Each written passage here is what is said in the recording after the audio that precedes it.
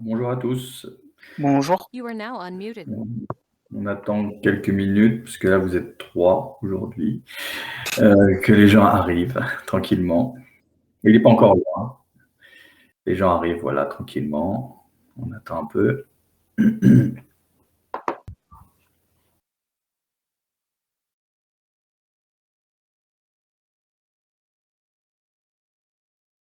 Ouais. J'ai vu tes questions, mais j'ai pas eu le temps d'y répondre, effectivement. Attends, bouge pas. Enfin, j'ai répondu à une. Il y en avait 3, non? Alors,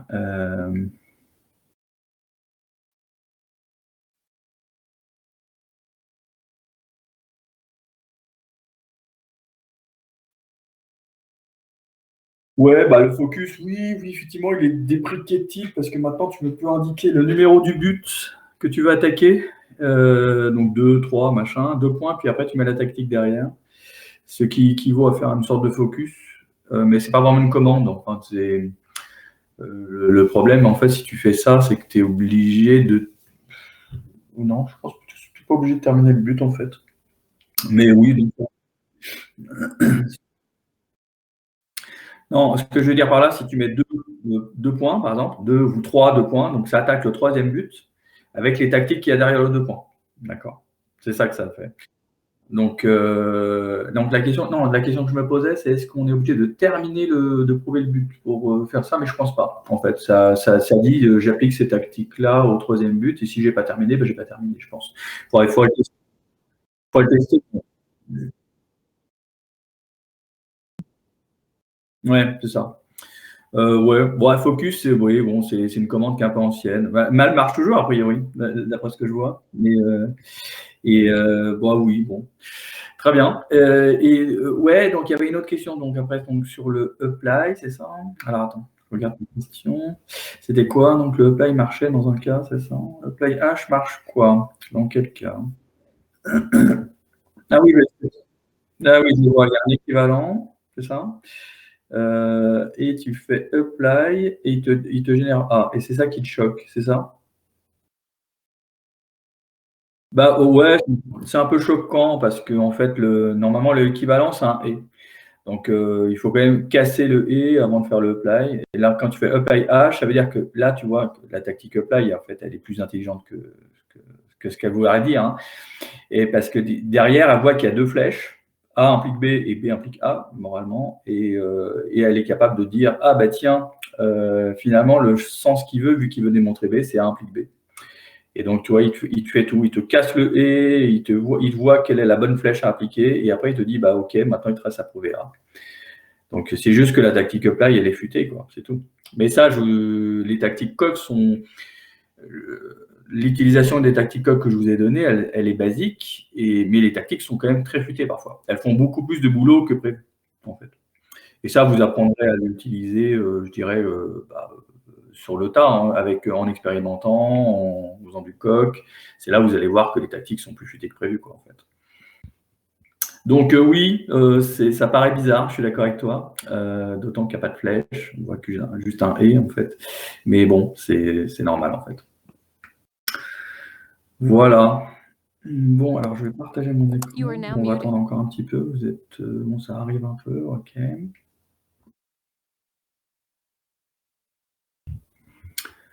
Fenêtre application.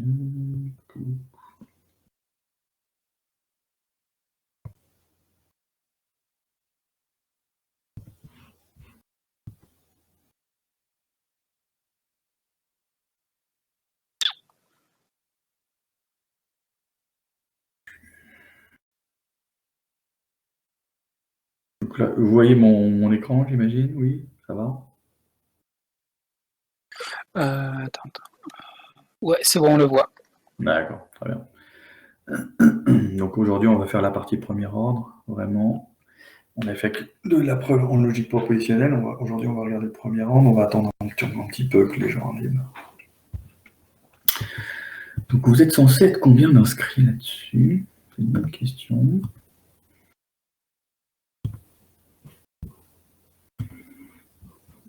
Donc, on va regarder si les listes sont à jour.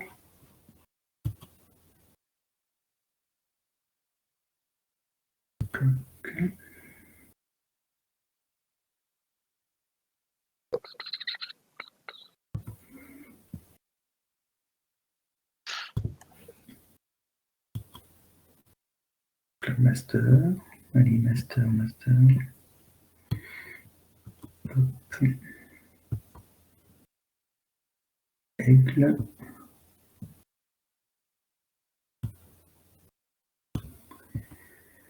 Et voilà. Ajouter à vos recherches favorites. Clic. Parfait. Bon, qu'est-ce que vous êtes là?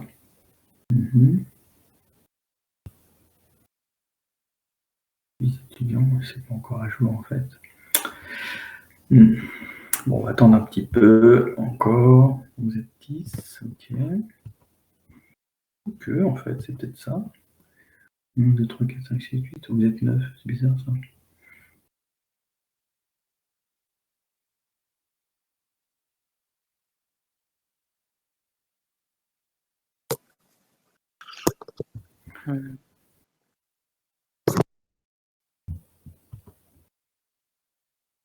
Vous êtes tous aigles là actuellement? Oui, il y a des amitiés. Ouais, mais je les vois pas en fait dans ma liste, c'est bizarre. Ouais, encore du aigle. Ah, mais c'est de ma faute. Et oui, forcément. J'ai sélectionné aigle comme un amitié. Ok. C'est parce que j'ai sélectionné aigle. Comment je fais alors du coup? Je sélectionne rien. Voilà, ça c'est une bonne idée. J'essaie de tous vous avoir en fait sur les listes. J'ai un peu l'impression que les listes sont à peu près à jour là, pour une fois. Tac. Ouais, voilà. Donc vous êtes censé être 16 inscrits du coup. Ok.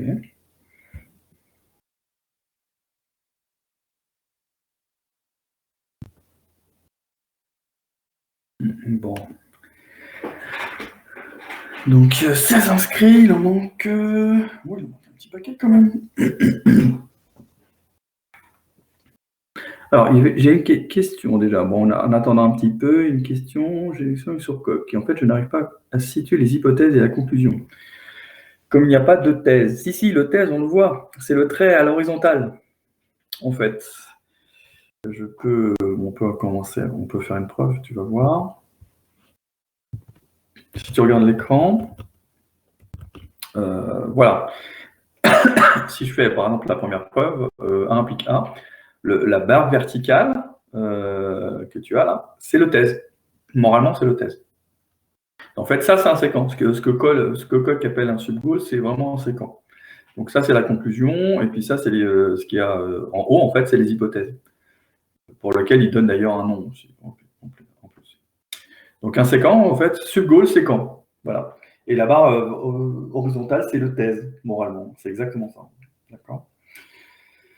Et Coq les met au-dessus, les unes au-dessus des autres, parce que comme il peut y avoir beaucoup d'hypothèses, en plus il leur donne aussi un nom d'ailleurs, on l'avait vu, comme il peut y avoir beaucoup d'hypothèses, il les met au-dessus. Voilà.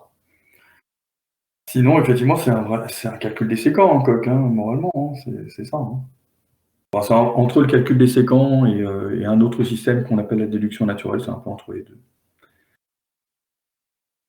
Bonjour Alexandre.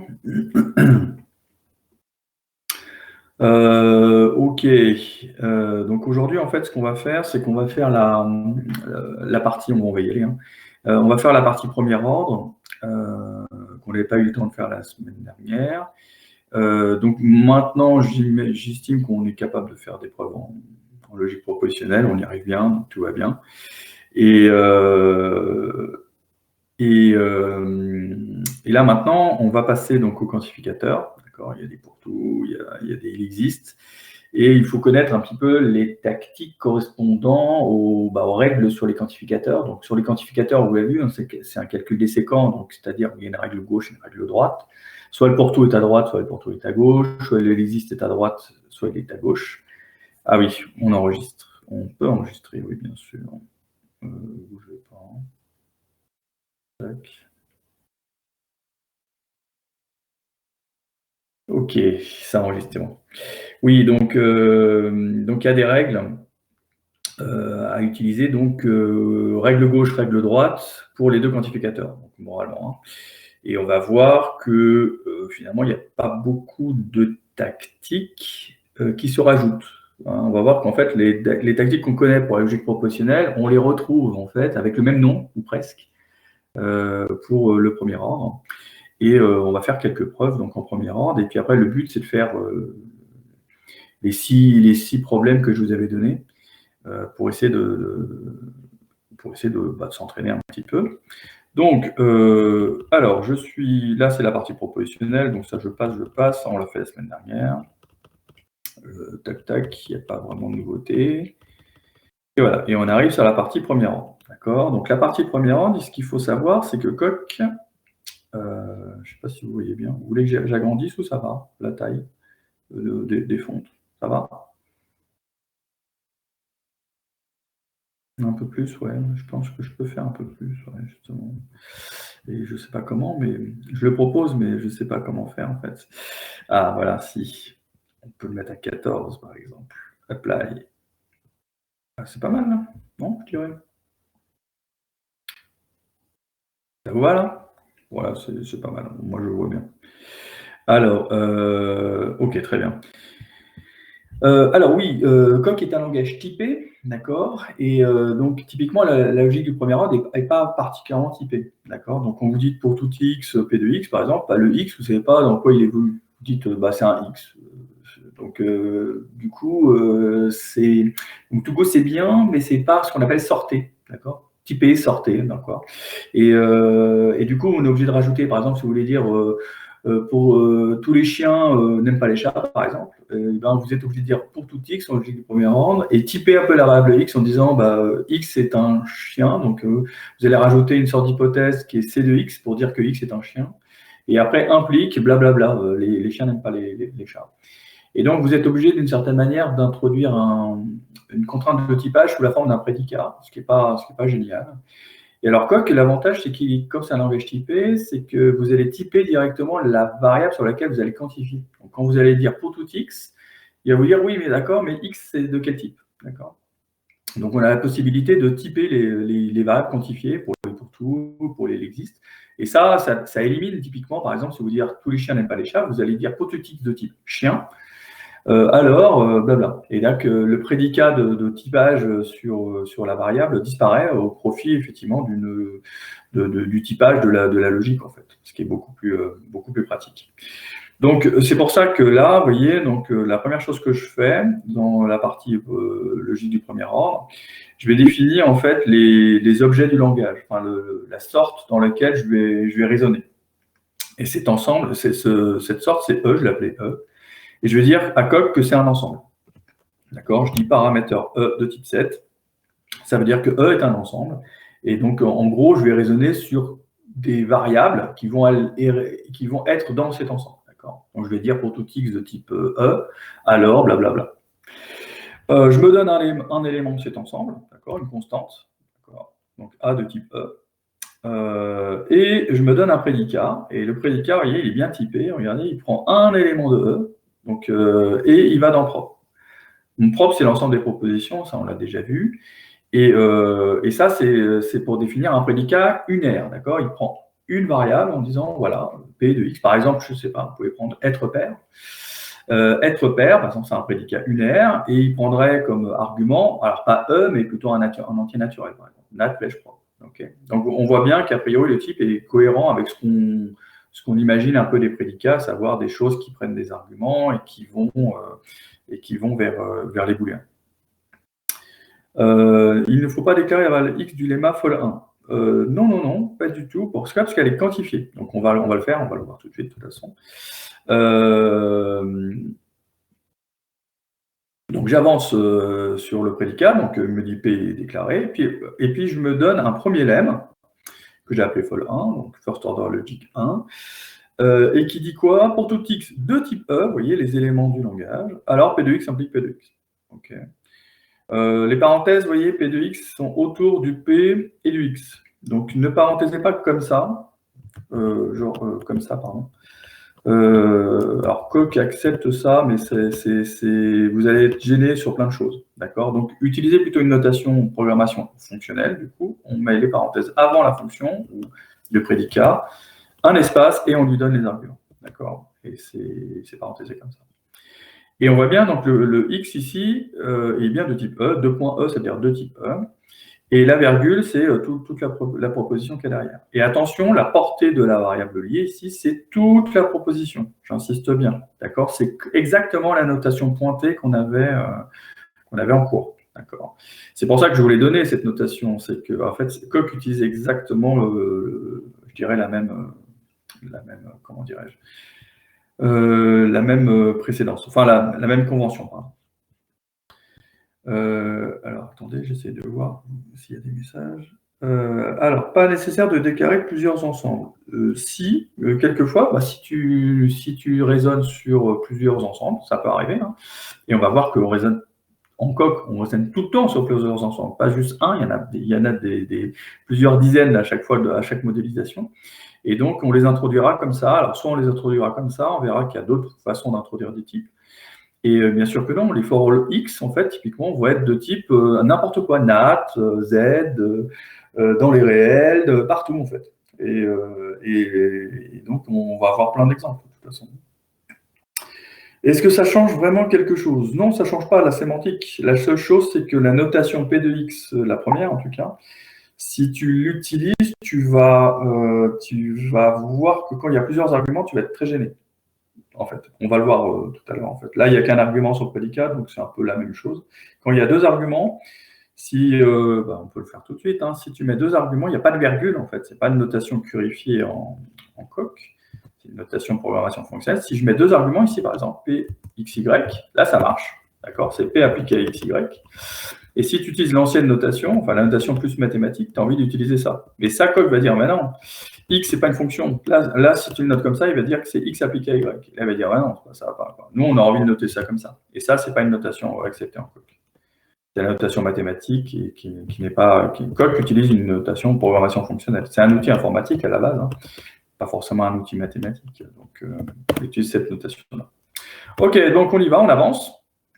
Et on se retrouve avec à démontrer pour tout x, P de x implique P de x. J'insiste bien sur le x là. Il ne faut pas la déclarer pour une raison simple, c'est que la variable est liée. Le for all ici déclare d'une certaine manière la variable. Elle la lie. C'est un binder, enfin un lieur. D'accord?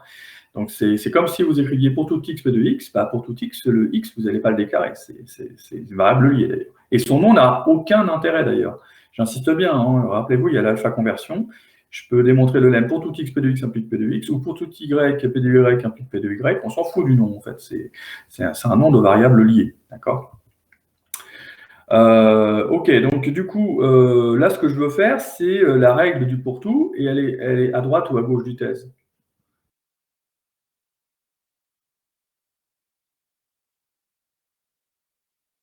Dites-moi, à droite? Oui, c'est à droite, effectivement, du thèse, exactement. Donc, du coup, la règle du implique droite, il nous la faudrait. Donc, la règle du implique droite, on la connaît. C'est bizarre, hein? Eh bien, c'est intro. D'accord? Intro, vous vous rappelez, effectivement, intro, ça permet d'introduire en fait les flèches. Donc, si vous aviez A implique B, intro, ça mettait A dans les hypothèses. Et bien, en Coq, c'est pareil. Intro va prendre le for all, X, et va l'introduire. Va introduire le X de type E dans les hypothèses. Ce qui revient exactement, d'une certaine manière, au même que la règle du pour tout X à droite, si on regarde bien, qui disait « je veux remonter avec le nom X ». D'accord? Donc, Coq va faire ça, exactement ça. En fait, ce qu'il faut comprendre, c'est que for all et flèche, c'est le même combat. D'accord? C'est une flèche. Le for all, en fait, moralement, c'est une flèche. Alors, la seule chose, elle est un peu particulière, la flèche du for all. Pourquoi? Parce qu'elle est dépendante. On voit bien qu'on introduit quelque chose, le X typiquement, mais qu'il y a toute une partie de la proposition qui va dépendre de ce X. C'est pour ça que le intro, typiquement, quand on fait un pour tout à droite, on va dire dans le calcul des séquents, la variable disparaît. Mais c'est moyen parce que du coup, la variable x, en fait, devient libre, ce qui est pas terrible. Alors que Coq va dire, ah mais non, on va l'introduire, d'accord, on va la mettre dans les hypothèses, Alors, ce qu'on ne fait pas dans le calcul des séquences. Et comme ça, effectivement, on verra bien la liaison de ce x avec la conclusion. Donc, on va le faire. Hein. Regardez, c'est assez simple. Juste faire intro, en fait. Hein. Alors, moi, j'ai fait intro pour tout introduire, mais on va faire intro tout court, déjà, pour regarder ce que fait le intro tout court. Allez. Tac, intro tout court, vous voyez, il introduit les x de type E, et il laisse P de x implique P de x. Et là, vous l'avez compris, il y a encore une flèche, flèche droite, donc intro, voilà. Et puis après, P de x applique P de x, bon, bah, c'est tranquille, hein, il n'y a plus rien à faire. C'est à son chef.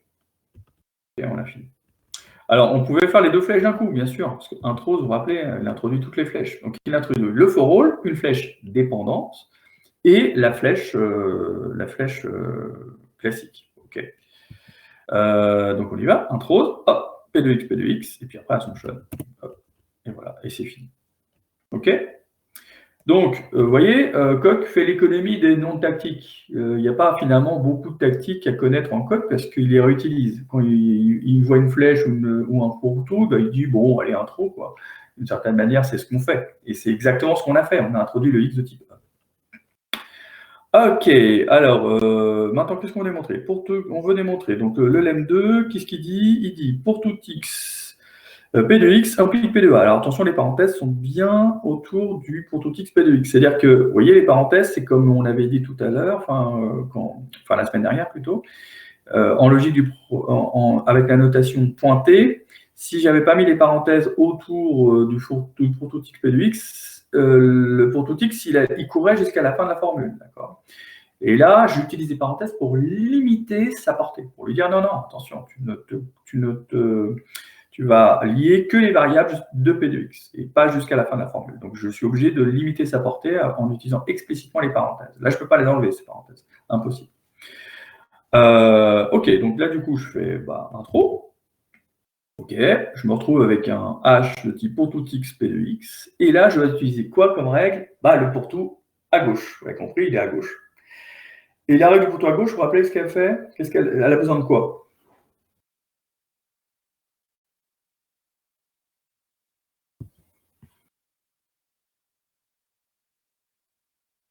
Alors, elle a besoin de quoi? D'alpha conversion? Non, pas vraiment. Regardons la règle. Qu'est-ce qu'elle fait, la règle du pour tout à gauche?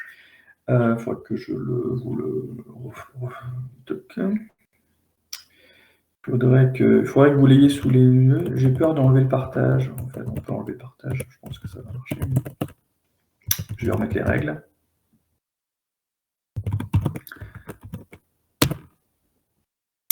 Alors, les règles, tac. Je vais vous les redonner, on va les revoir ensemble.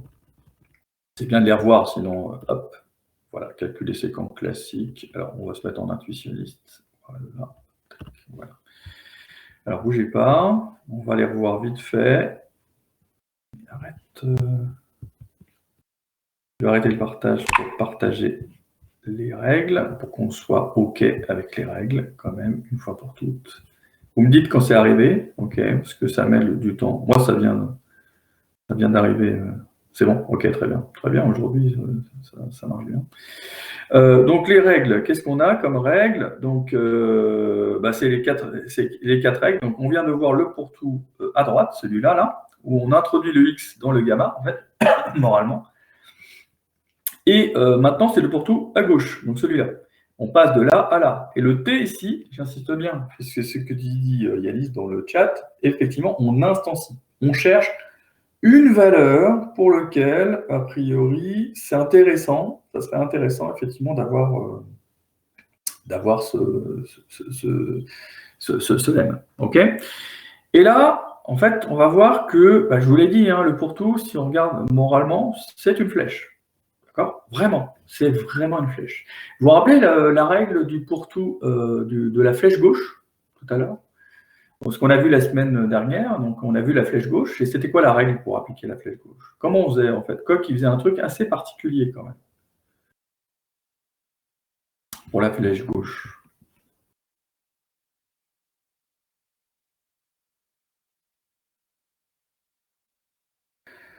Ouais, en fait, l'idée de la flèche gauche, c'est de dire, OK, j'ai A implique B en hypothèse, Et lui, ce qu'il va faire, donc la tactique qu'il va utiliser, rappelez-vous, c'est apply, d'accord? Et il va dire, je vais essayer de trouver, d'accord? Je vais essayer de trouver quelque chose dans mes hypothèses qui est une flèche, d'accord, mais qui a la même conclusion que moi. Si vous aviez A implique B, vous vouliez démontrer B, vous faisiez apply de l'hypothèse, et il vous disait, il vous reste à démontrer A. Okay. C'est une sorte de modus ponens, en fait. Le apply, en fait, se comporte vraiment comme un modus ponens. Il dit, OK, tu veux démontrer B, OK, je vais chercher dans les hypothèses un A implique B, et puis un A. D'accord. Et puis si je le trouve, eh bien, j'aurai gagné. Non, la tactique auto fait ça, mais tactique auto fait du apply, en fait. Hein, d'accord. Mais elle fait du apply avec une grosse base de données. On verra mieux la tactique auto après. Donc, pour l'instant, la tactique auto, moins on l'utilise, mieux c'est, parce qu'en plus, elle marche une fois sur deux, ou moins d'ailleurs. Donc, non, là, vraiment, c'est le apply qui est très technique, enfin, qui est très précis, et qui dit, OK, je vais essayer d'avoir la même conclusion. Donc, si je reviens sur mon partage, sur mon copie DE, voilà. Je veux démontrer, vous me dites quand c'est arrivé, c'est pareil, je suis désolé, parce que je ne sais pas, moi c'est arrivé, mais parfois chez vous, ça met du temps. OK, super. Donc moi, je veux démontrer, vous voyez, je veux démontrer P de A. Et je vais voir si dans les hypothèses, je n'ai pas quelque chose, une hypothèse qui, une fois instanciée, c'est là on voit bien la règle du pour-tout à gauche, donnera du P de A. Et vous l'avez compris, on le voit bien. Oui, il y a H qui est P de X pour tout X. Donc en même temps, si H, je lui donne à manger à cette variable X, si je lui donne A, petit a, donc si je fais H de A, en gros, je lui donne à manger, en gros, effectivement, n'oubliez pas, le for all, c'est une flèche. Il attend un terme. Okay, si vous avez un terme de la forme, enfin, une formule de la forme pour tout X P de X, le H attend un X. Et il vous donnera le P de X correspondant. D'accord. Si vous lui donnez A, il va vous donner du P de A. Si vous lui donnez B, il va vous donner du P de B. Il y a cette dépendance qui est donnée par la variable du pour tout. Donc là, oui, on va dire, oui, apply H de A. D'accord. Si je lui donne H de A, j'ai exactement P de A. Et là, Coq dit, oui, c'est fini. D'accord. On a gagné. Alors, Coq est intelligent. Vous l'avez dit, Coq, le apply, il est capable de faire des trucs beaucoup plus fluidés que ça. Et en fait, si on regarde bien, là, je lui ai donné explicitement le terme pour lui dire, tiens, vas-y, j'ai deviné le terme, je te donne ça. Coq, si vous lui dites apply H, il va deviner lui-même, en fait, quelle valeur de X va bien. Alors, comment il fait? C'est simple. Il prend la conclusion ici, d'accord, dans le H. Le P de A, il va faire ce qu'on appelle, et vous l'avez déjà vu en logique du premier ordre, il va faire, c'est quoi le terme? Il va deviner le X tel que les deux vont être les mêmes. Alors ça c'est quoi le terme? Ouais, mais ça porte un nom en logique du premier ordre. Le fait de deviner en fait des instantiations de variables de manière à ce que les termes soient égaux. Allez, vous le savez. On l'a vu en fait quand on a fait de la résolution. Pour ceux qui étaient à Montpellier, on a fait de la résolution, et dans la résolution, ouais, non, ça commence par un U. Allez, gentil. Pas très compliqué. Et c'est ça, il fait de l'unification, exactement. Quand vous faites apply H, là vous dites à Coq, écoute, moi je vois plus ou moins, mais je ne suis pas sûr, essaye de trouver les termes toi-même. D'accord. Donc il va faire l'unification, il va dire OK, j'ai P de A, j'ai P de X, OK. Quelle valeur de X ça marche, pour laquelle ça marche? Il va dire X égale A. Il fait exactement l'algorithme d'unification. Et là, il le trouve tout seul comme un grand. C'est bien, c'est quand même pas mal quand même. OK, allez. Alors, je crois que j'en ai pris un autre. C'est quoi celui-là? Ah oui, c'était exactement celui avec le apply H en fait. C'était juste pour vous faire voir, très bien. Et maintenant, on va faire le existe. Vous l'avez compris, maintenant il y a le existe à gauche et à droite. Donc, on veut démontrer, donc, pod P de A implique il existe X, P de X. D'accord, donc, c'est un autre, c'est l'autre binder, enfin, c'est l'autre quantificateur. Et là, on voit bien qu'il y a une flèche, donc on fait un throw. Et puis, on se retrouve avec P de A en hypothèse. Et il existe, bien sûr, à droite du thèse. Okay. Et alors là, par contre, Coq donne une nouvelle tactique pour lui. Donc, il faut lui donner à manger. Hein. Quand vous avez il existe x, p de x, je vous rappelle, il existe à droite, hein, il faut donner un terme, un vrai terme qui marche. Okay. On est en logique, je vous rappelle, intuitionniste.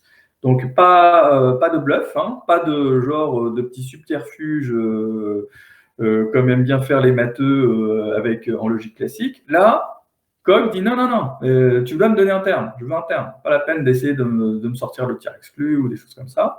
Donne-moi un x qui marche. Okay. C'est ça la sémantique, vraiment du existe en logique classique. Ce n'est pas le théorème de Herman. Et donc, là, Coq il a besoin d'une tactique à part, donc qui s'appelle existe. Et là, quelle est la bonne valeur? Il faut lui donner un terme où on va réussir à conclure, sans doute. Hein. Donc là, je vais lui donner A, parce que j'ai P de A en hypothèse. Comme ça va me donner P de A en conclusion, et là, je pourrai conclure. D'accord. C'est tout bête, on y va. Existe A, ça fait P de A, et après, elles s'enchaînent. OK. Bon, voilà. Et il reste le dernier, vous l'avez compris, le il existe, cette fois-ci, mais à gauche. Le existe à gauche, je rappelle, c'est une règle non pas d'instanciation, mais de scolémisation. C'est-à-dire qu'on introduit une variable qui n'est pas libre dans le contexte, etc. etc. Alors, je ne sais pas, je donne ce petit lemme approuvé, par exemple. OK, donc là, j'introduis. Alors là, a priori, pour démontrer ça, j'ai une négation en conclusion, j'aime pas trop ça, je vais donc l'introduire.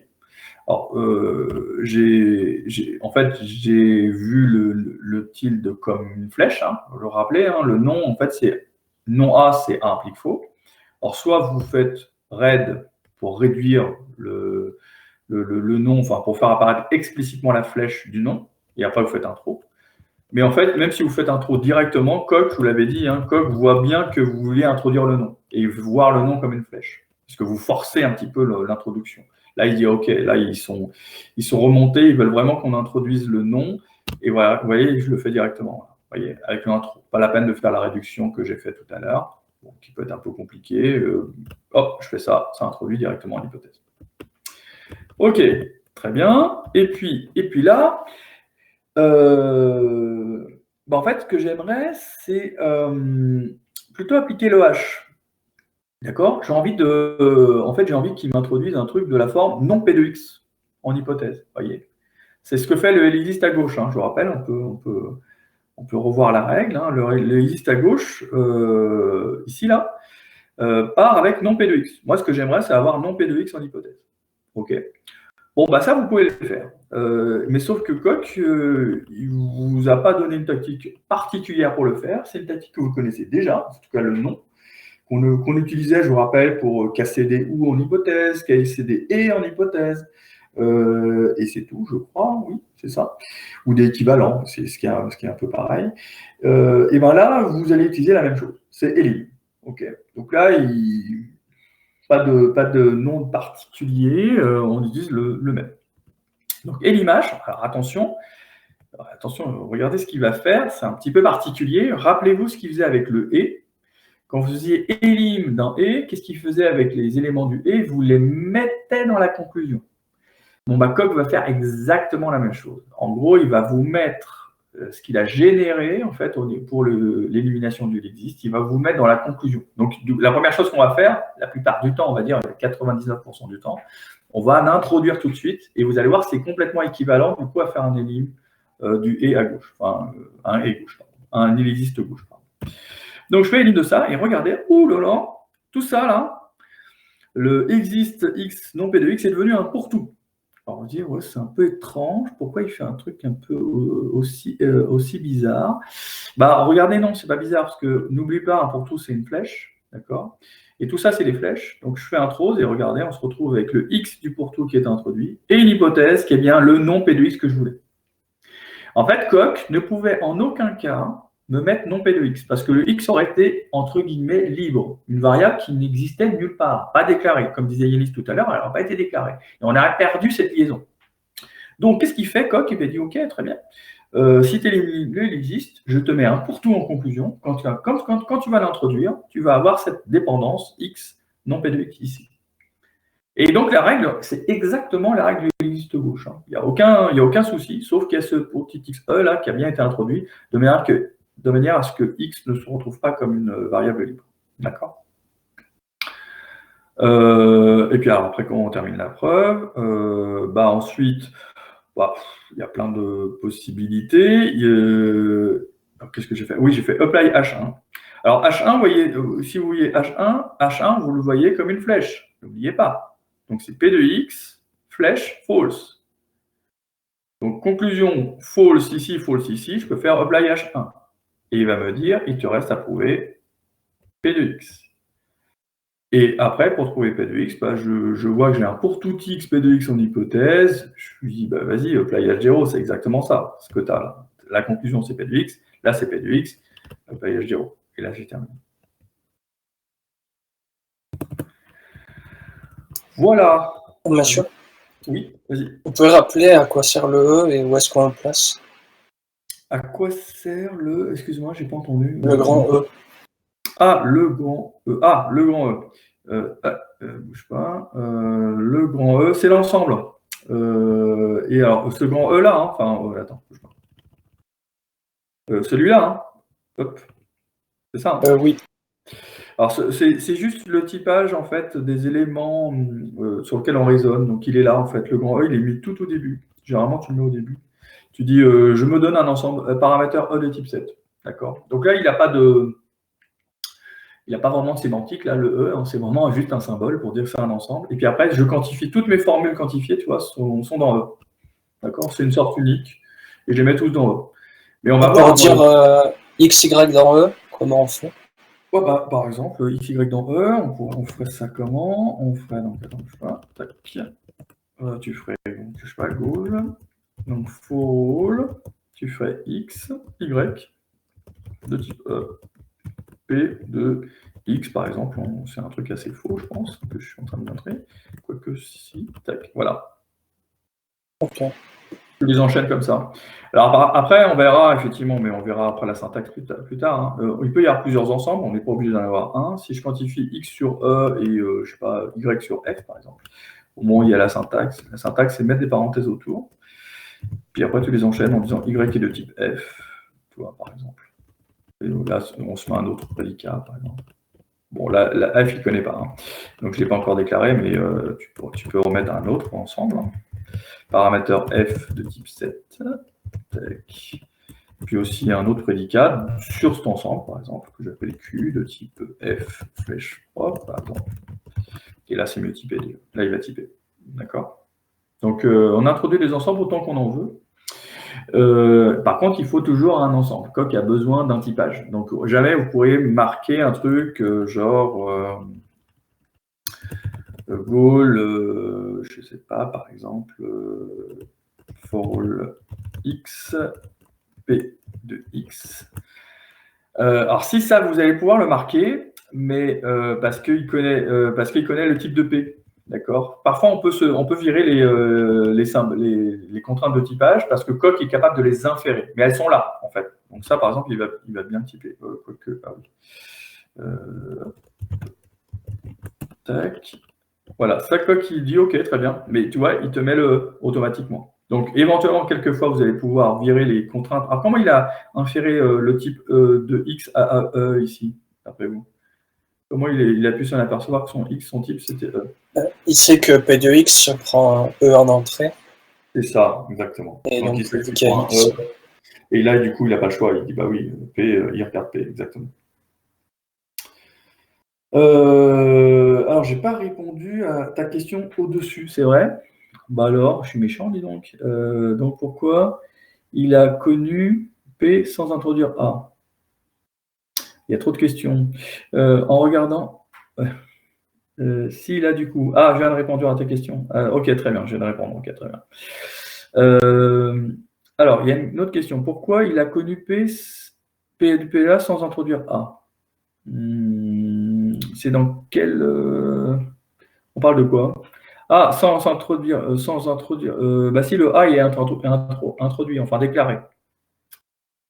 Pour Fold 3, le A est connu. Si, le A est connu, c'est un paramètre, c'est pour ça. Je l'ai déclaré tout là-haut, vous l'avez peut-être pas vu. Je l'ai dit au début, mais je suis peut-être allé un peu vite. Regardez les trois paramètres là. Il y a E de type 7 et A de type E. Donc effectivement, A n'est pas une variable libre. Les connus, c'est un truc je dirais au top level, connu dans l'environnement. OK, ça va. Donc, si vous avez compris ça, vous avez compris, on va dire, au moins la moitié de coq, je dirais, facile. Parce que vous êtes capable de faire des preuves en logique du premier ordre. Bon, on va faire des exos maintenant. L'idée, c'est de faire les exos. Et donc, l'idée, c'est de faire, de vous entraîner avec les tactiques qu'on vient de voir, à faire les exercices. On va voir ça tout de suite. Alors, la barre en bas, c'est le pourcentage de prouver mes vues rapides pour voir. C'est pas ça. Pour voir où sont les déclarations et les preuves dans la doc, vu qu'il y a du orange au milieu. Ah, ok. Ah oui, c'est vrai qu'il y a du orange au milieu. Oui. Je n'ai pas vu. Effectivement. Ah oui, il y a du orange au milieu. Ah, je peux cliquer dessus. Ah. D'accord, trop bien. Et là, je peux cliquer sur le vert aussi. Ah oui, donc là, ça me met à peu près. Ah, c'est trop bizarre. Et ça, c'est quoi du coup? Ah oui, ça doit être les autres parts. Ah, c'est là où j'en suis, je pense. Oh là là. D'accord. Ouais, c'est bien. Bah écoute, merci. Alors, les exos maintenant à faire. On va les faire maintenant. Faut que je repartage. Fenêtre d'application. Partager. Alors, tac. On fait les exos maintenant. Allez, viens par là, toi. Peut-être là. Encore. Tac, on fait cela. D'accord? De 1 à 6. Donc on fait les 6 preuves, c'est pas très compliqué, mais il faut les faire. Il faut qu'on les fasse. Allez, je vous laisse attaquer, vous lancez votre coque IDE chez vous. Et puis ceux qui ont les preuves, eh ben, vous les mettez dans les notes partagées, juste pour voir où vous en êtes. Et puis on le fera ensemble de toute façon, je vais le faire avec vous bien sûr. Mais avancez un petit peu. Donc là, vous voyez, donc il y a pour la première, il y a un prédicat P et un prédicat Q. Donc ça veut dire qu'il faut rajouter un paramètre, d'accord? Q de type flèche 7. Et je crois que c'est tout. Il faut juste rajouter le Q là dans les paramètres. Est-ce que vous pouvez mettre ce qu'on vient de faire dans la discussion publique, s'il vous plaît? Oui. Merci. Que je peux le faire.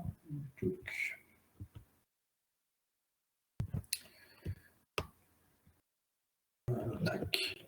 CTRL C. Ouais, peut-être. Je mets ça dans les notes partagées, ça vous va? Oui, merci.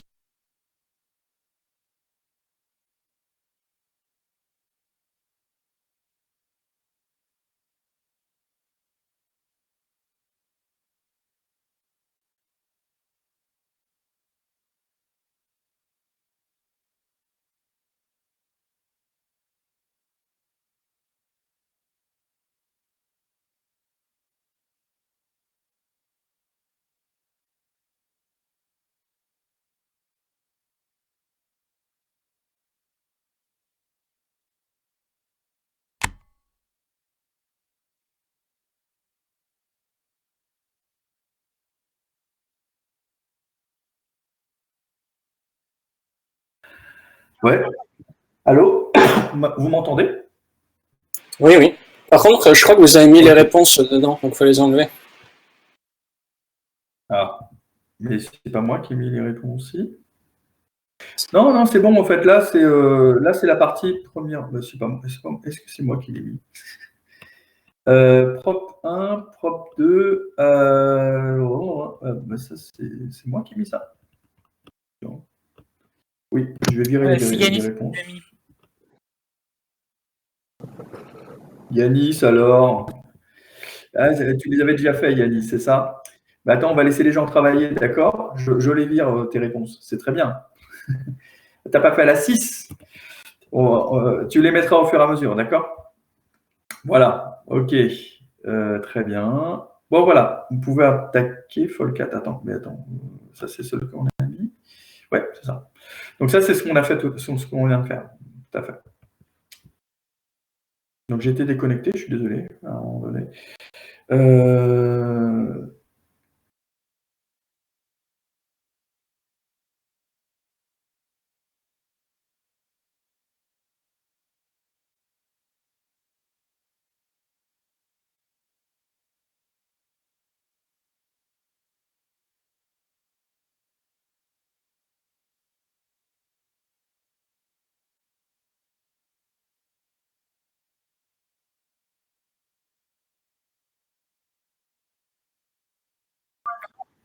Bon, je suis désolé, j'arrête pas d'être déconnecté. Mais bon, j'espère que ça va pas durer. Ok. Alors, la première, je vais essayer de partager mon écran. Vous m'entendez toujours? Faites-moi signe, je suis désolé, parce que là, à chaque fois que On je vais vous dans entend. partager, je suis déconnecté. Ouais, ok. On vous entend. Je vais... Ouais, très bien, super. Je vais partager donc ma fenêtre d'application. Je ne sais pas pourquoi ça ne marche pas ce matin. Parfois, BBB, ça marche super, puis il y a des fois, c'est la galère. Donc, le F, on s'en fiche. Je vais rajouter le paramètre E de type propre.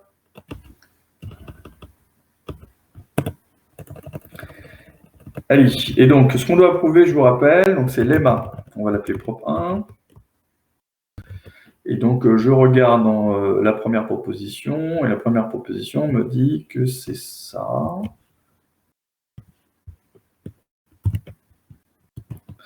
Donc, for all x, je ne vais pas le typer, hein, je vais utiliser justement l'inférence de Coq. Ensuite, existe y, virgule, p de y, ou q de y.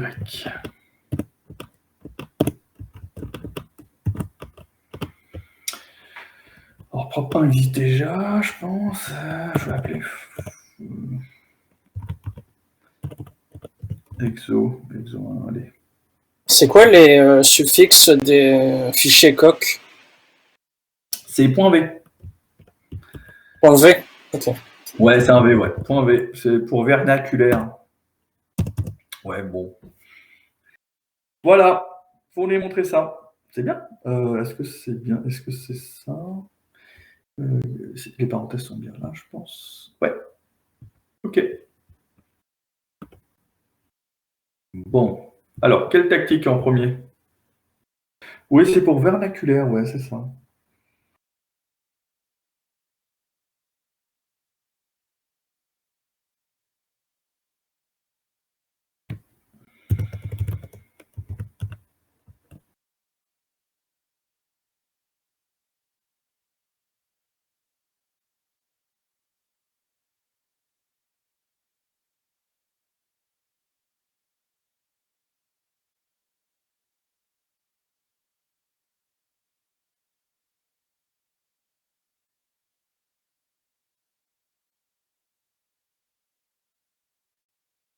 Oui, ça veut dire que c'est ça, c'est la langue parlée par les indigènes, exactement. Le vernaculaire.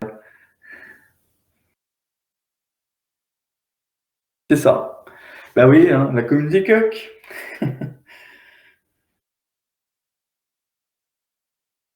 Alors, première tactique à appliquer, là, c'est quoi? On voit bien que c'est quoi le quantificateur qu'on a en tête?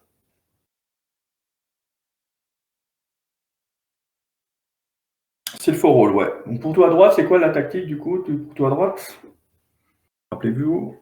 Ouais, c'est ça. C'est une tactique qui est en fait, enfin, le for all, hein, je vous l'ai dit, voyez-le comme une flèche. C'est une flèche. On appelle ça d'ailleurs en théorie des types, on appelle ça une flèche dépendante. C'est vraiment un type dépendant, c'est une flèche dépendante. Donc, on fait un trop, on ne s'embête pas. Paf, ça introduit X de type E, puis après on se retrouve avec quoi? Une flèche encore en tête. Donc allons-y, allez, intros à fond même. J'introduis tout. Et après, j'ai un existe à droite. Et donc lui, je vous rappelle, on est en logique intuitionniste. Donne-moi un terme. Je veux un terme qui existe. En même temps, là, il n'y en a pas 50. Hein. Je pense qu'on va pas être compliqué. Oui, le X, exactement. On va pas très compliqué. Du coup, on lui dit, bah oui, j'en ai un. J'en ai pas que 50 en plus, hein, donc je te le donne, c'est X. Et après, on se retrouve avec un OU à droite. Donc rappelez-vous, les OU à droite, on est encore en logique intuitionniste. On choisit son camp. Il n'est pas question de dire ouais, je remonte à gauche et à droite, c'est bon, c'est pareil. Non, non, non, non. P de X ou Q de X. Donc là, on va remonter à gauche ou à droite. Donc là, ça revient à se poser la question où est ma gauche ou ma droite. Hein. Je reconnais parfois, c'est pas évident. Donc là, à gauche, ouais, effectivement. Et puis après, bah, axiome. Hein. Pas très dur en fait, hein, cette preuve. Ok.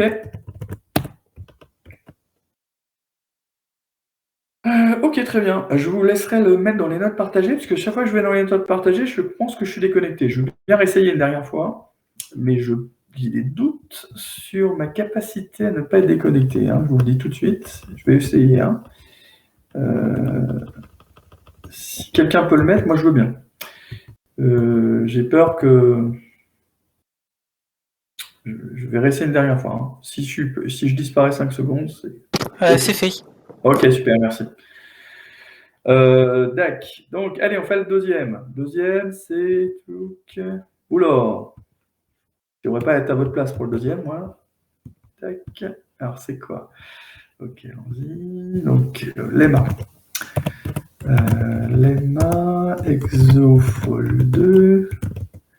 Et c'est ça. D'accord? Donc, moi, je fais un copier-coller, vous voyez, à chaque fois. Hein, je ne m'embête pas, je fais un for all et je le traduis correctement en coq après.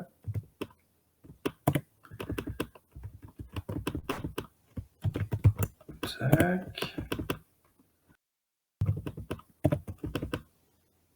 Ok, parenthèse là, ouais. La flèche, c'est un for all au début, c'est un existe.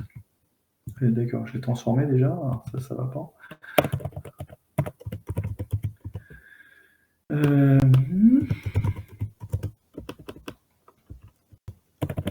Virgule, tac.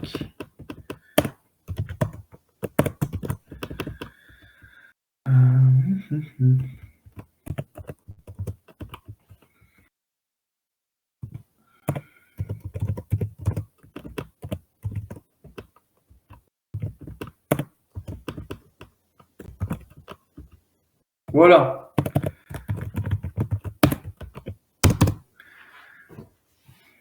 Bon, on se retrouve à montrer ça, donc.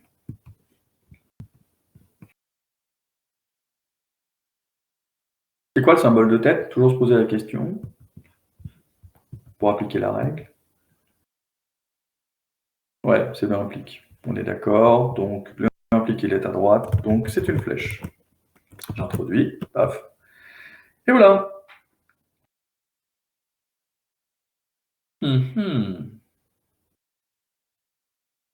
Là, vous avez le choix. Soit vous cassez le ouf en conclusion. OK. Soit, vous cassez le H.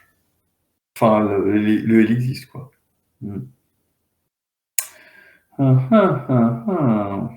Alors, qui serait pour casser le OU en conclusion? Et qui serait pour casser le il existe?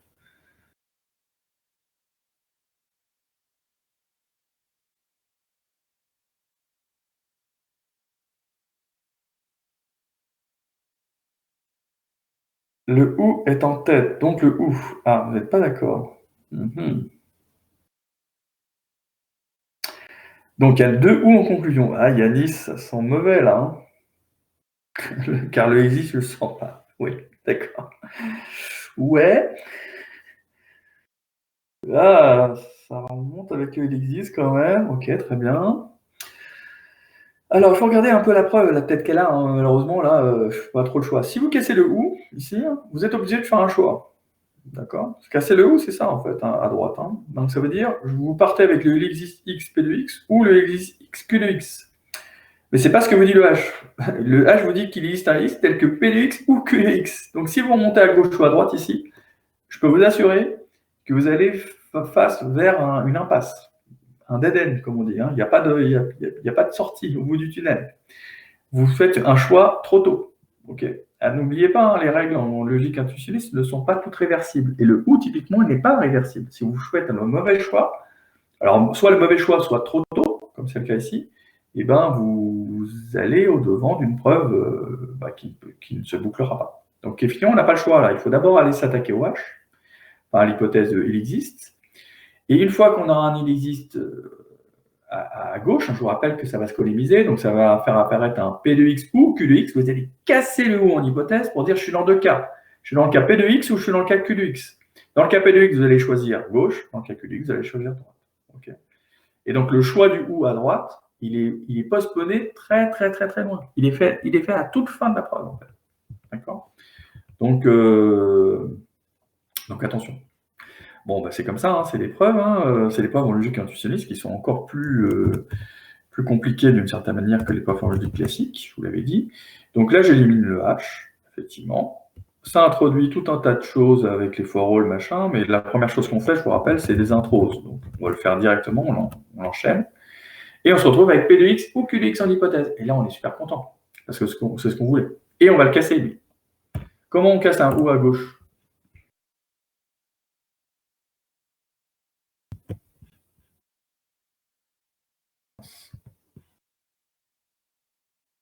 Oui, c'est Elim, exactement. Le OU à gauche, c'est exactement Elim. À gauche, c'est souvent Elim, hein, quand même, hein, les tactiques.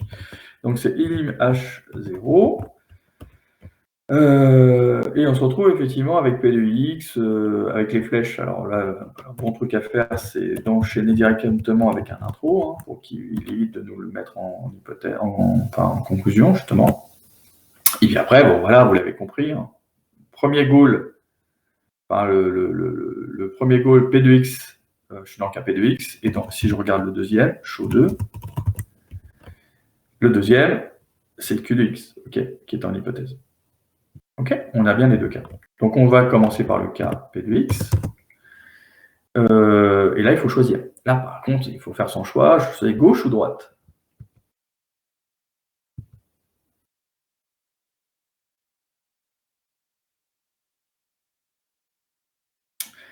C'est contrôle flèche, ouais, effectivement, pour répondre à Timen. Ce sont les raccourcis, je dirais, qui a sur mon coquille. Contrôle flèche du bas, flèche du haut. Alors, gauche ou droite?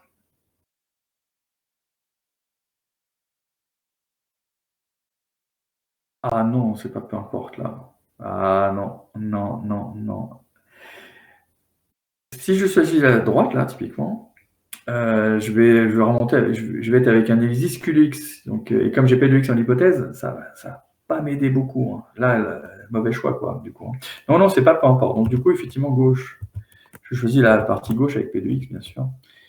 Et du coup, là, il me dit, donne-moi un X qui va marcher. Bon, bah, le X qui va marcher, je le connais. C'est X, parce que j'ai P de X en hypothèse. Et puis après, elle s'enchaîne. Vous l'avez compris. De l'autre côté, c'est Q de X qui m'intéresse, donc je vais partir à droite. Même chose, existe X à son chaîne.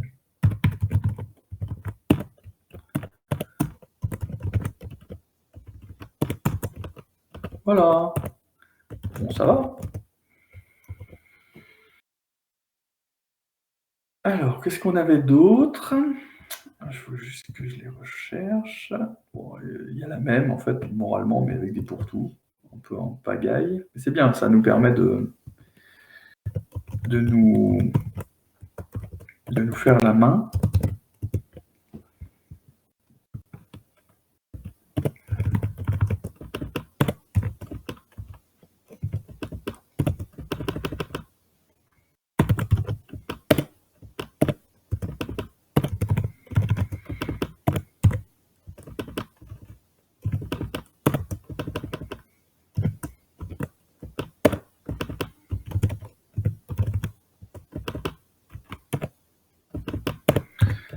Tac.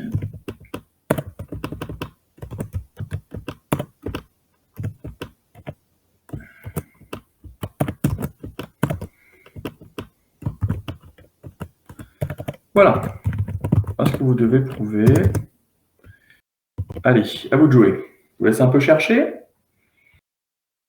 Et puis vous me mettez la solution.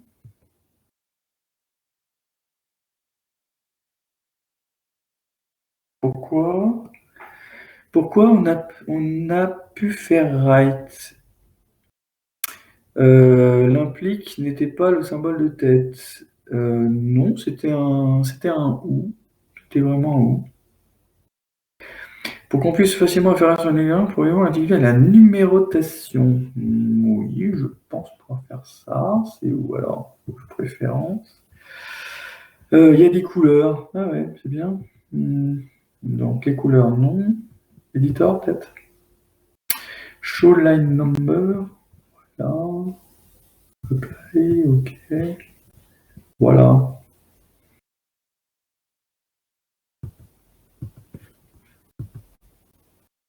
« 163, bah, on peut revenir dessus, ouais. Tactique, voilà. Là, symbole de tête, c'est de où, là? C'est lui, là. Donc, ces deux, il existe, en fait, avec relié par un ou. Ouais. Donc, right, quoi, du coup. Paf.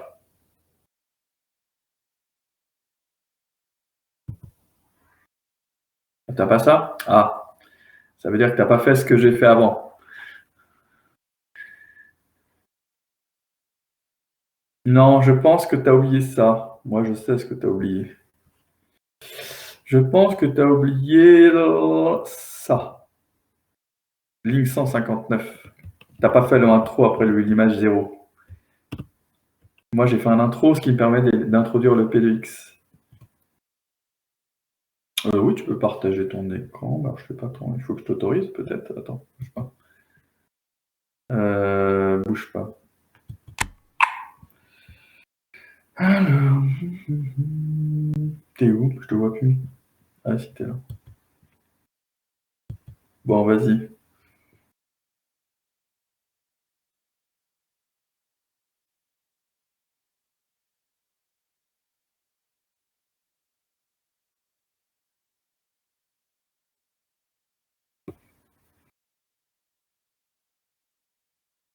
Attends, ça mouline un peu encore. Bon, j'ai pas encore ton écran. Ça mouline.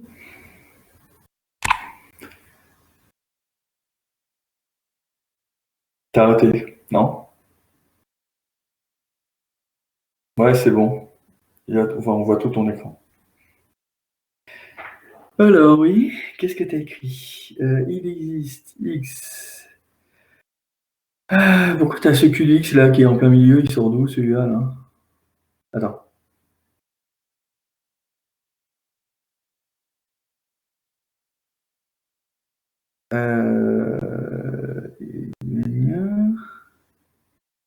Bon, si, tu as la même chose au début. Donc, reviens en arrière au début de ta preuve. Pourquoi tu as des trucs qui sont barrés et pas barrés là? C'est quoi? D'où ça sort ça?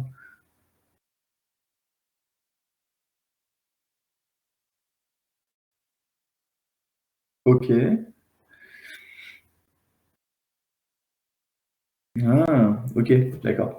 Vas-y, descends. Donc, intro, ouais, vas-y. Ouais, tout va bien, c'est ce qu'on a fait. Et l'image, je suis d'accord. Introse, très bien. Et l'image 0, parfait. Introse, vas-y. Bah, très bien. Vas-y, left, exist, assumption.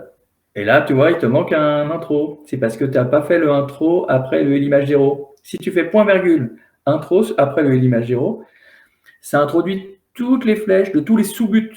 En fait, là, tu n'as introduit que les flèches du premier sous-but, c'est pas du deuxième. C'est pour ça que tu as une flèche.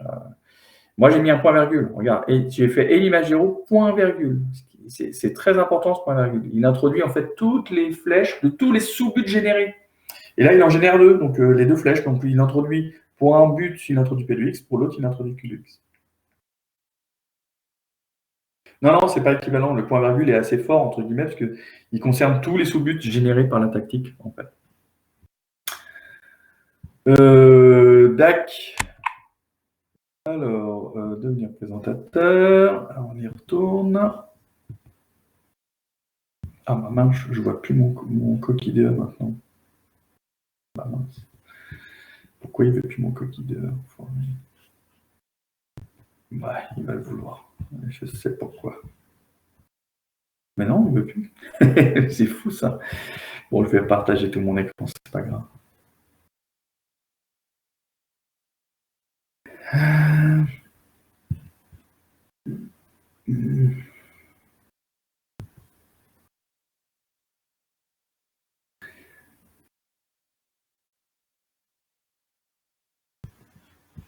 Aïe, aïe, aïe, je suis désolé, attendez, bougez pas, je vais partager l'intégralité de mon écran, j'ai pas le choix.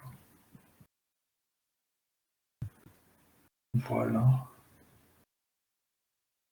Bon, très bien. Bon, on est de retour. Tac, tac, tac, tac. Alors, la preuve là, qu'est-ce que je mets, du coup? Là, je suis obligé d'aller lire ce que vous mettez, hein, du coup. Ouais, tac. Alors, dites-moi tout. J'aimerais bien partager correctement mon écran quand même. Ah, oh là, Gabriel, t'as tout. On va vérifier si tout ça c'est bon. Je fais un copier. Tac. Alors, whoop. Alors, on y va, on essaye de vérifier. Je m'en forme. Alors, introse, oui, on voit une flèche, hein, c'est le symbole de tête, hein, la flèche là. Donc c'est un et, flèche, quelque chose qui est là. Très bien, j'introduis, très bien. Alors, attention, effectivement, il y a un for all qui est là. Hein. Donc, si on fait introse, il introduit le for all aussi. Mais c'est très bien, il faut le faire. Donc, il le fait et il introduit le pour tout à droite. D'accord, en plus. Donc là, vous avez le choix entre le et à droite et le et à gauche. Là, Gabriel, il a plutôt attaqué le et à gauche. Pour une raison, pourquoi? Pour quelle raison, d'après vous? Pourquoi c'est bien?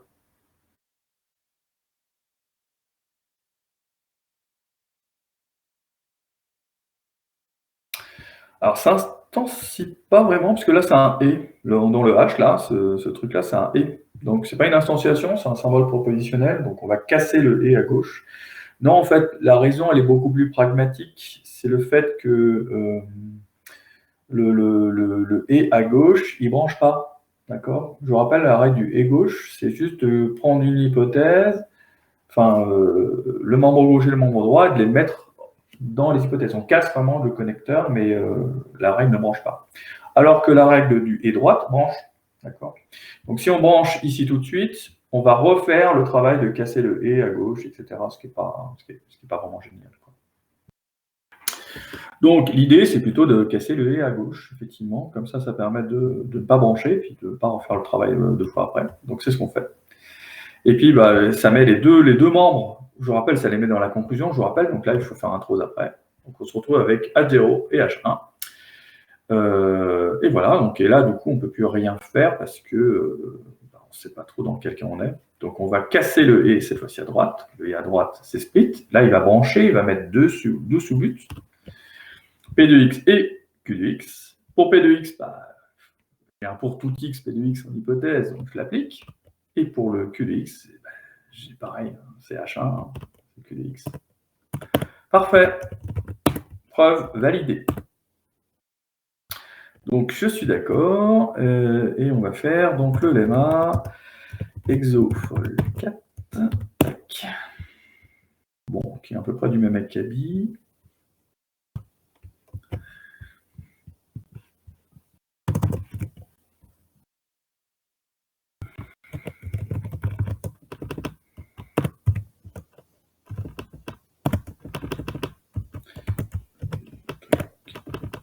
Voilà.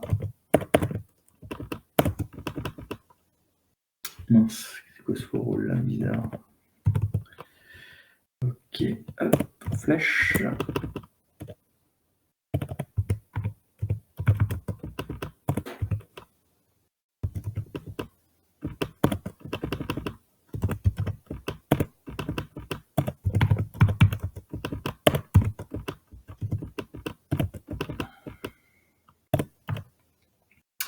Et je crois que c'est fini. Voilà.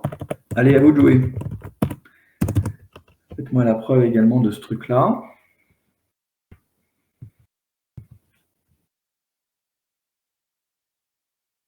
Ah, tu l'avais mis, Alexandre. Désolé, merci. Ok. Bon, je vais voir si je peux repartager correctement mon coquille, c'est peut-être mieux quand même. Voilà, parfait.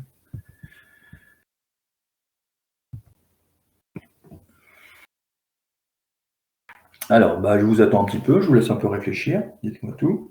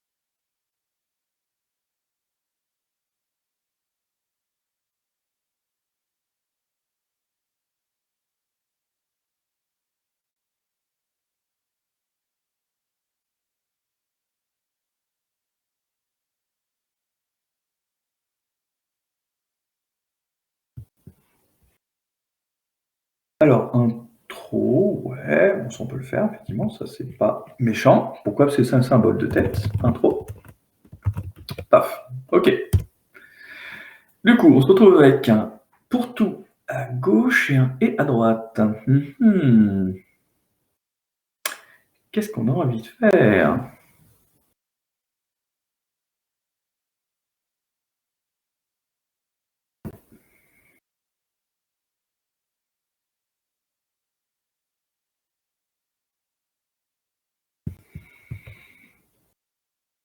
Split? Ouais, mais je peux m'occuper du et à gauche peut-être, enfin du pour tout à gauche peut-être.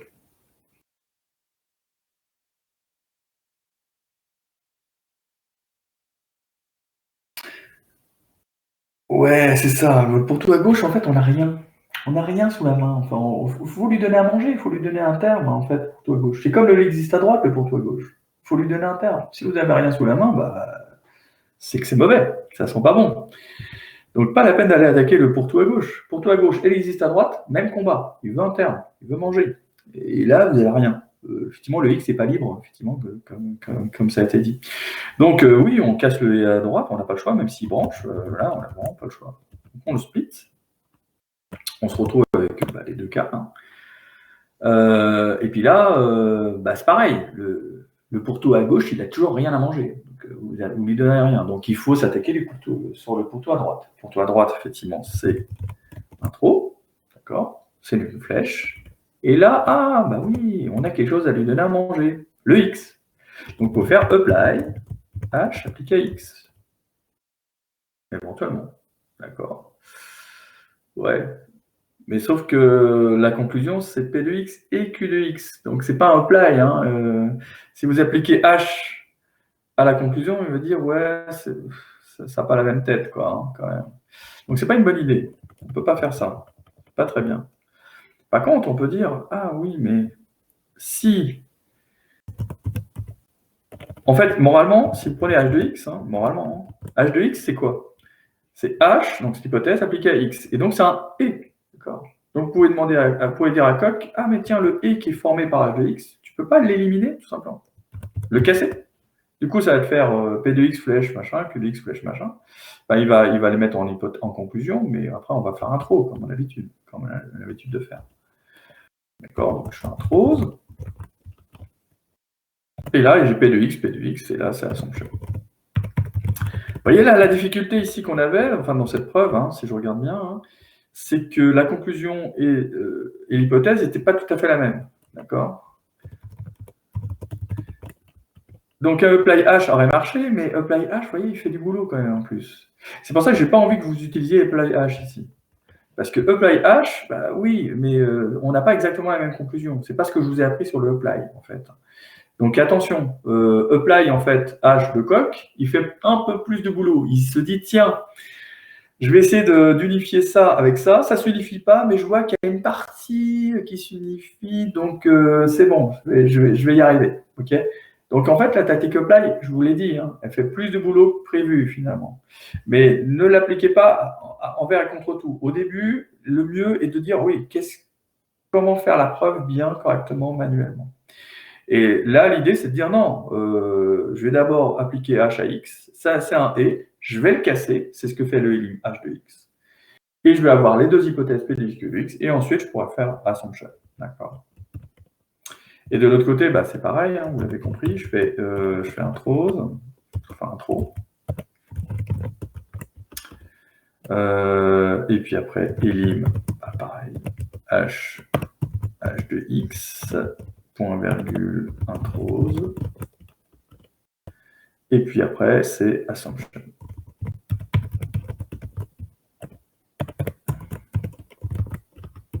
Voilà, ok. Donc attention, le apply, effectivement, il fait beaucoup de boulot. Donc, ce que je fais, c'est plus propre, point d'interrogation. Je sais pas, tu t'attaques au goal 2 là avant, je sais pas trop pourquoi, en fait. Tu n'es pas obligé, en fait. En fait, les tactiques focus, tout ça que j'ai utilisé la dernière fois, en fait, c'était pour vous montrer qu'on pouvait changer de but facilement. Et généralement, on le fait pour des raisons assez simples. C'est quelquefois, on a une grosse preuve, et puis on sait qu'on a des cas assez simples qu'on a envie de traiter en premier. Donc, on les fait comme ça. Ici, là, les cas sont tous simples, donc on ne va pas aller traiter le deuxième avant le premier, il n'y a pas de raison. Et c'est ce qu'on fait. C'est ce que fait le focus, en fait. C'est vraiment dire, ouais, bah, ceux-là, je peux les éliminer rapidement, et puis je vais garder le gros de la preuve un peu compliqué pour la fin. C'est pour ça qu'on fait. Oui, en changeant de but, c'est plus propre d'utiliser apply, non apply H2X. Non, apply H2X, tu fais exactement ce que tu as fait là, en fait, ce que je ne voulais pas que vous fassiez. Moi, j'ai fait un apply H ou apply H2X, c'est pareil. Je ne veux pas que vous le fassiez parce que apply, pour moi, c'est important. C'est en gros, en hypothèse, tu as A flèche B et en conclusion, tu as B. Voilà. Si tu as autre chose que en conclusion B, dans les deux conclusions, pour moi, apply, dans certains cas, est capable de marcher, mais dans beaucoup de cas, il va échouer. D'accord? Donc, je n'ai pas envie que vous reposiez sur, on va dire, le fait que apply est une tactique qui fait un peu le ménage parfois. Le mieux, c'est de dire non, je veux la même conclusion, exactement la même. D'accord? Donc, il faut, au début, en tout cas, je vous embêterai peut-être un peu avec ça. L'idée, c'est de faire l'épreuve, on va dire, manuelle, les plus manuelle possible, et ensuite reposer un peu sur l'automatisation de code, bien sûr, mais le plus tard possible. Parce que, en plus, c'est pas trop robuste. Se reposer sur ce que fait une tactique, par exemple, c'est pas robuste pour une raison simple, c'est que d'une version à l'autre, ça peut changer. Et donc, si on repose trop sur l'automatisation ou ce qu'est capable de faire une tactique, on est capable d'éventuellement, quand tu passes d'une version à l'autre de coq, d'avoir des scripts de tactique qui marchent plus. Parce que la tactique a changé un peu de comportement. Ça arrive. Hein. Bon, généralement, ils essayent quand même de préserver, en fait, quand même, d'une version à l'autre, mais parfois ça arrive, il y a des changements de comportement. Alors, je fais l'exo 5. Tac. Allez, on y va pour l'exo 5. À vous de jouer.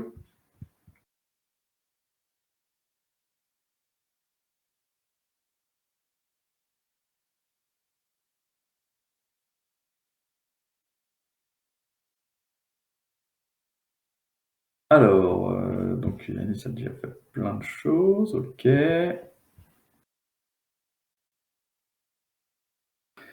Pas un tilde, qu'est-ce qu'il y a? Ah oui, le tilde, c'est vrai que tu as du mal avec le tilde.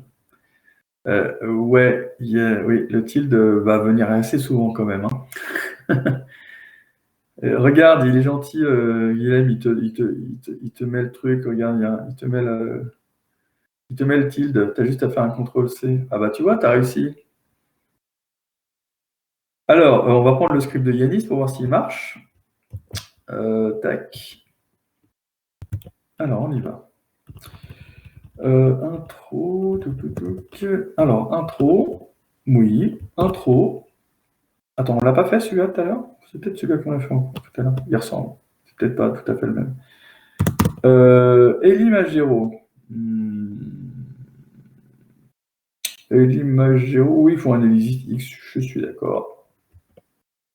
Alors, il prend, en fait, avec le H, il a le choix entre un pour tout X ou un il existe X, d'accord? H ou H0, d'accord? À gauche. Donc, il a le choix entre les deux règles. Le pour tout gauche ou le il existe à gauche. Toujours la même règle, je vous l'ai dit, hein, c'est on applique les règles qui ne sont pas des règles d'instanciation, donc les règles de scolémisation en premier. C'est vraiment la priorité. Donc la priorité ici, c'est de dire, OK, laquelle scolémise et laquelle instancie. On le sait, la règle du il existe à gauche va scolémiser, et la règle du pour tout à droite, elle instancie. Elle veut un terme. Donc on utilise en priorité la règle de scolémisation, donc on s'attaque où il existe à gauche. Ça nous fait ça, on fait les intros, on peut les enchaîner d'ailleurs. C'est mieux, tac, voilà. Comme ça on a le PDX qui vient d'être généré, on est relativement content. Et là on fait quoi maintenant? Bon, on a un truc à donner à manger à H. On a le X justement, ce X qu'on vient de générer avec l'élimination du il existe. Donc on peut dire que là, H en fait, H de X, moralement, c'est P de X flèche false. Là, on a la même conclusion. Donc là, vous pouvez faire un apply. Ça, c'est très bien, faire un apply. Et là, il va vous dire qu'il reste P de X à montrer. Oui. Et pourquoi il ne va pas y aller? Ah, parce qu'il manque un point. Tac. il vous dit que P de X reste à montrer, parce que vous avez P de X flèche faux et faux, et il vous dit, ok, très bien, tu as le droit de l'appliquer, mais il faut que tu montres P de X, et ça, je l'ai en hypothèse.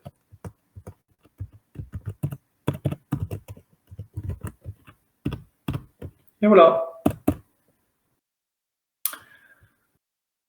Ça va? Ouais, non, c'était pas le pour tout d'abord. Ouais, c'était le existe. Rappelez-vous les règles de scolarisation en priorité, ensuite les règles d'insociation. Donc les règles d'insociation, c'est pas compliqué, on les repère, c'est les règles avec les petits t. On veut un terme.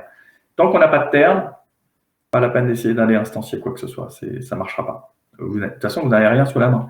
Et Cog veut un terme. Il vous dit, bah tiens, donne-moi un terme. Mais comme vous n'avez rien, de toute façon, Cog vous dit, bah.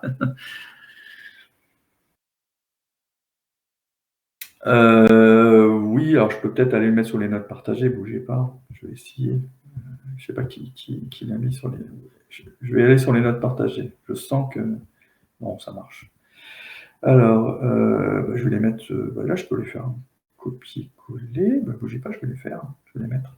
Je vais les mettre sur les notes partagées tout de suite. À partir de ça. Voilà.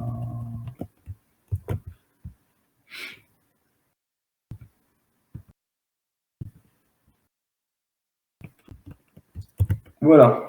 Je les ai mis sur les notes partagées. Vous les avez tous. Jusqu'à la 5 pour l'instant. Il nous en reste une à faire.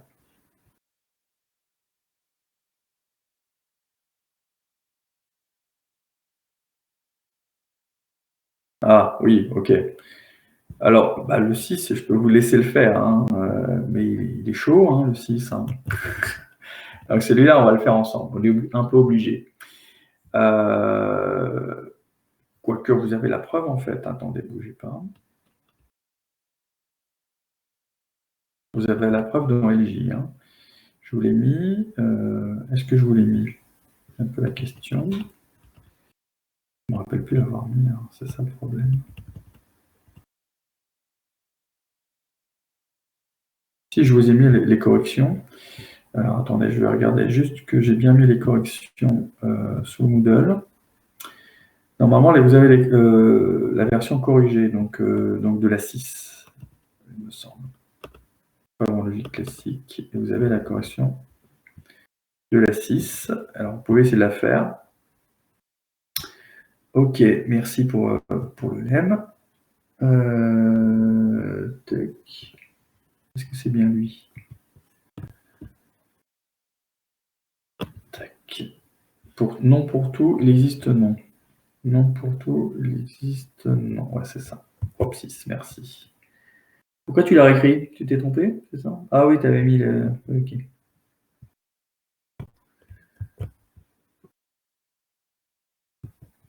Alors, tac. Donc, tac. Voilà. Alors, Prop 6, je ne connais pas non plus, évidemment. Exofol 6. Voilà. Tac, tac. Bon, intro. Ça, on a l'habitude. Tac. Et on se retrouve là.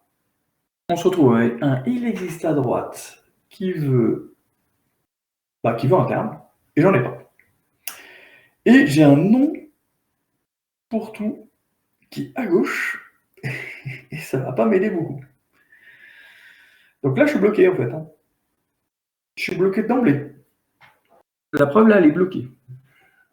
Pas la peine d'aller plus loin. On ne sait pas faire. Donc pourtant, ouais, c'est ça. C'est ça. Donc en fait, la preuve, elle est classique, c'est pour ça. En fait, ce qu'il faut qu'on fasse, c'est que le pour tout à gauche, ici, il faut qu'on le mette ici, à droite, de manière à pouvoir instancier le pour tout. Et une fois qu'on l'aura instancié, on pourra donner à manger au existe. Okay, c'est ça l'idée, en fait. Hein. Donc il faut, je vous l'avais dit la dernière fois, on avait un petit peu parlé, il faut introduire classical. Et dans classical, il y a un super lemme qui s'appelle effectivement, alors on va l'appeler check plutôt, check NNPP, donc le dire exclu, hein. C'est le mal hein, pour certains d'entre eux, hein, dans certains logiciels constructivistes, c'est le mal, c'est lui le mal.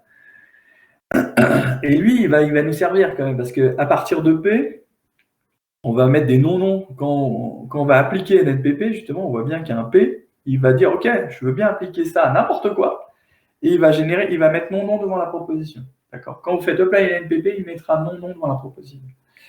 Et quand vous avez un nom c'est une flèche, et ben, il va pouvoir introduire la flèche et vous mettre la proposition en hypothèse de manière à la, comment dirais-je, à la protéger. En fait, hein. Parce que là, ce qu'on veut faire, si on regarde bien le lemme, hein, ce qu'on veut faire, donc une fois qu'on a fait l'intro, c'est mettre le for all en conclusion. Ça, c'est une règle qui peut le faire. Hein. La règle du non gauche, elle le fait, mais elle écrase l'existe en fait. Donc il va falloir en fait le mémoriser, d'accord. Il va falloir le protéger. Alors, comment on le protège? Avec, effectivement, comme vous avez dit, apply NNPP. Je le protège. Je mets non, et puis après, je fais un trou. Et voilà. Il est protégé, il est mis en hypothèse. Maintenant, je peux prendre le H et le remettre en conclusion. Allez, je vous laisse un peu continuer. Essayez de le faire. Maintenant, ce qu'il faut faire, c'est prendre le H et le mettre en conclusion. Parce qu'il y a un nom devant, on voit bien. Donc, on veut le mettre là. Je vous laisse un petit peu réfléchir.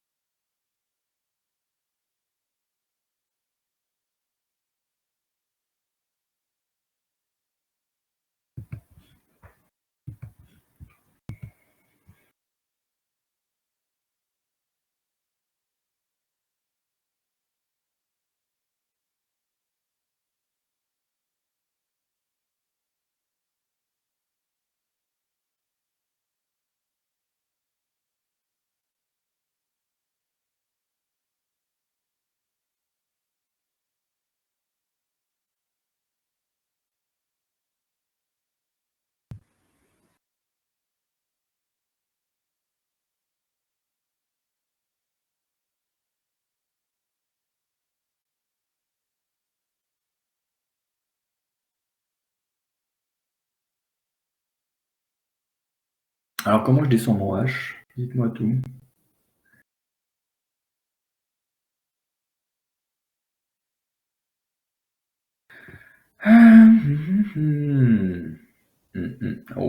Ouais. Alors, je dis ouais à Yanis, en fait. Hein. N'oubliez pas, le nom, c'est une flèche. Voyez-le comme une flèche, vraiment. Ne le voyez pas comme un nom, surtout jamais, en fait. Probablement même jamais, d'accord. Donc, le H, en fait, c'est for all x, p de x, flèche false. Et donc, la conclusion de l'hypothèse et la conclusion du séquent, c'est la même. D'accord? Vous avez bien A implique B, et en conclusion, vous avez B. Vous avez la même conclusion. Donc, vous pouvez l'appliquer. Mais attention, quand vous avez A implique B, que vous l'appliquez, il vous dit « Ok, coq, mais tu dois me démontrer A ». Donc là, typiquement, il va rester à démontrer le for all x de type P de x. Et du coup, vous l'avez compris, on l'a descendu. Hein. On l'a descendu en conclusion en faisant ça. Paf, il est là. Magie de la nature. Il est là. On est content. Allez, on continue du coup. J'ai pas compris, c'est le apply de quoi? De H. En fait, l'idée, c'est que je vais revenir là. L'idée du H, là, en fait, tel que je vois là, voilà, vraiment, je vais le mettre dans la discussion. Quand vous avez H, machin, moralement, hein, mince, pourquoi il ne veut pas faire ça lui? Moralement, tout se passe comme si vous aviez for all flèche false. D'accord? C'est vraiment une flèche. Et comme en conclusion, alors je revenais en arrière peut-être sur le coq, comme en conclusion vous avez faux, vous pouvez l'appliquer en fait. Hein. D'accord? N'oubliez pas, hein, si vous avez une hypothèse qui est de la forme A implique B, et qu'en conclusion vous avez B, et bien tout de suite vous pouvez faire apply. On fait apply de H. Et il reste forcément pour coq qui dit bah oui, je veux bien, c'est un modus ponens, mais il reste A à démontrer. Et on a H de type A implique B, thèse B, Là, on dit, bah oui, applique H pour démontrer ta conclusion. Mais il te dit, oui, il faudra que tu me montres A. Et c'est exactement ce qu'on vient de faire ici. On vient de voir H comme une flèche. Donc le for all, flèche false. La conclusion, c'est false. C'est le B, en fait. Je fais apply H. Du coup, il me reste for all X de type up et de X à démontrer. Et moralement, c'est un comme si impli gauche. c'est un impli gauche, oui, exactement. Tout à fait. Un impli gauche, ouais. Oh, Gabriel, alors, ça marche, tu penses, tout ça, là? C'est vrai? Alors, on va voir ça. T'en es où, toi? T'as fait intro? Je pense que t'en es là. Bon, on va voir effectivement si ça fonctionne, ce que tu as fait. Bon, on en est au applayage, nous, hein, d'accord. Donc, bon, je le mets de ce côté-là, ce que tu as mis, Gabriel. Alors, bah là, effectivement, pas le choix. Là, on va enfin pouvoir attaquer ce pour tout à droite. C'est ce qu'a fait Gabriel. Donc, intro, je suis d'accord. Et là, on a un X qui marche. On est très content, vraiment. Mais, content, oui, mais on aimerait bien donner à manger au il existe X là, en fait. On ne lui a pas donné à manger, on l'a protégé pour l'instant, pour lui dire, attends, on te protège le temps de faire la scolarisation du pour tout X. Là. Donc là, du coup, on l'a protégé, mais on aimerait bien le faire redescendre pour lui dire, tiens, je te donne X à manger. Et comme ça, tu devrais y arriver. Donc j'aimerais bien le refaire redescendre de la même manière que j'ai fait pour le H, en fait. Mais si je le refais redescendre comme ça, le P du X, je vais l'écraser. Et je ne veux surtout pas l'écraser, je le protège. Comment on protège? On l'a vu, on vient de le voir en fait. Double négation, paf, et un trou. Et il est protégé. Et ensuite, je peux descendre le il existe. Comment on le fait? Exactement la même manière qu'avec le for all, apply h0. Il va rester le il existe à démontrer, là. Il est là. Et là, il a à manger le il existe. Il ne peut pas dire j'ai rien à mettre sous la dent, il a un x. Donc on lui dit, tiens, vas-y, mange le il existe x. Et là, c'est fini. Vous voyez, on a le apply NPP, en fait, sert uniquement à protéger des choses et à les mettre dans les hypothèses. C'est vraiment ça, en fait. Dès qu'on a des choses à protéger, on les met là avec un apply NPP. Et qu'on veut faire descendre des choses, et bien on fait apply de l'hypothèse, si, bien sûr, il y a un nom devant, bien sûr. Donc cette preuve, elle est pas dure, mais elle est pénible d'une certaine manière. C'est comme on fait une vraie preuve classique, mais avec un séquent intuitionniste. C'est surtout ça le problème, c'est qu'on ne peut pas mettre plusieurs formules à droite d'une thèse. Et du coup, on se passe son temps à balancer des choses dans les hypothèses avec apply NPP, alors qu'en logique classique, la preuve, elle est beaucoup plus courte. Enfin, avec un séquent classique, bien sûr. D'accord. Donc ça montre bien qu'en coq, on peut faire des preuves classiques, bien sûr, mais que ce n'est pas la panacée. On sent bien que ce n'est pas l'orientation majeure du système, et que je dis, ok, tu peux si tu veux, mais voilà, ce que dit Coq, c'est que tu vas galérer un peu quand même, d'accord, à faire tes preuves classiques. Oui, le premier NPP, c'était pour protéger, en fait, parce qu'on voulait descendre, en fait, le pour tout. Donc, c'était vraiment pour protéger, bien sûr. Donc, ouais, à chaque fois qu'on a, ici, dans tous les cas, les deux apply NPP, c'était pour protéger, en fait, ce qu'il y avait en conclusion, parce qu'on voulait descendre quelque chose des hypothèses, mais on ne voulait pas écraser la formule qui était à droite du test, quoi. Donc, du coup, on la protège avec apply NPP. Ok, bah ça va clôturer la partie logique du premier ordre. Donc là, normalement, partie là, comme vous êtes parti, vous êtes capable aujourd'hui, en tout cas, de faire des preuves en logique classique et intuitionniste, surtout, je dirais plutôt, en coq, d'accord. Et on va passer donc à une partie un peu plus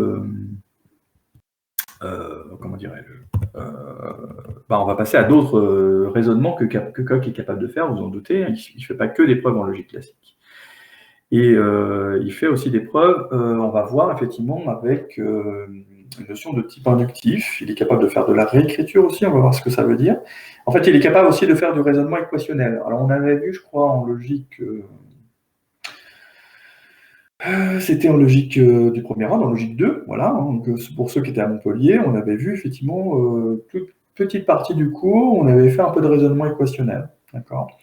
Et donc, là, le cours d'après, que j'ai mis sur le Moodle, c'est ça, c'est exactement ça, c'est faire de la logique équationnelle, enfin du raisonnement équationnel. Alors, je vais peut-être juste le